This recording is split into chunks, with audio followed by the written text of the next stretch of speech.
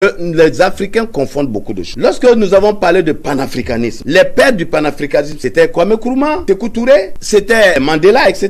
Mais les pères du panafricanisme, là, sur quoi se fondaient-ils? D'abord, Kwame Nkrumah a parlé de l'union des Africains. C'était la chose la plus importante. Au point que Kwame Nkrumah prenait le budget du Ghana pour financer Mugabe, pour financer, comment on appelle, Sékou Touré. Parce que Sékou Touré avait pris l'indépendance, la France l'avait abandonné. Il utilisait même le budget pour ça, à tel enseigne qu'il a eu des problèmes économiques. La première chose qu'il disait, c'était l'union des Africains. Or, aujourd'hui, les Africains sont les plus désunis. La deuxième chose qu'il a voulu, c'était le parti unique. Parti unique parce que, qu'est-ce qu'il disait? On lui demandait, pourquoi tu voulais le parti unique? Il dit, mais parti unique parce que nous, les Ghanéens, nous sommes des frères, nous sommes les mêmes. Si le Ghana doit réussir, il faut la synergie de tous les Ghanéens. Et voilà, nous avons pris l'indépendance. Nous avons créé des entreprises. Il y en a qui ne veulent pas travailler dedans parce qu'ils disent qu'ils sont opposants. Il y en a qui ne veulent pas ceci parce qu'ils sont opposants. Pendant que nous nous opposons, comment on peut réussir? Cette histoire de parti unique qui fait que Kwame Nkrumah va en voyage et puis on l'a destitué. Est-ce que vous comprenez?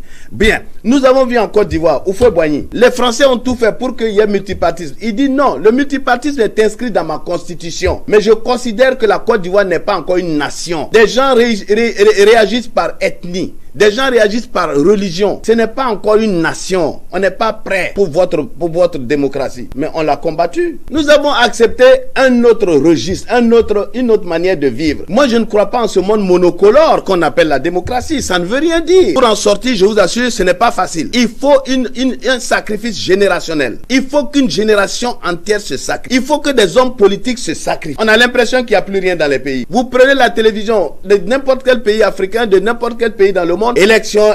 Les chefs d'État, les premiers, on les a appelés des pères de la nation. J'ai toujours dit, tout le monde n'est pas tout le monde. Moi, je sais qu'est-ce que je suis et je sais à quoi je peux servir. C'est pas forcément en allant m'asseoir dans un fauteuil présidentiel. Or aujourd'hui, tout est là. Tout le monde rêve de un tel comme président. Moi, je serai ministre. Si un tel est ministre, moi, j'aurai tel marché. Tout le monde raisonne par rapport à lui-même. Personne ne pense à la nation. Personne ne pense à ses enfants. Là où on est en train de se combattre, on ne peut pas construire. C'est pas possible.